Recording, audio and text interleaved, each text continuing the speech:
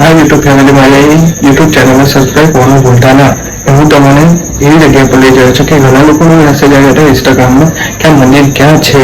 તો હું તમને મંદિર પણ બતાવીશ ને તમારું દર્શન પણ કરાવીશ. તો આ વિડીયો એન્ડ તક દેખતા રહેજો. હું ચાલી રહ્યો હવે નાહવા માટે. હું આ કમ્પ્લીટ ફાઇનલી મારા મંદિરે જવા માટે હું રેડી થઈ ગયો છું. મારા ઘરથી કમ્પ્લીટ મારા મંદિરના દર્શન કરવા માટેનું મંદિર કમ્પ્લીટ 6 કિલોમીટર છે.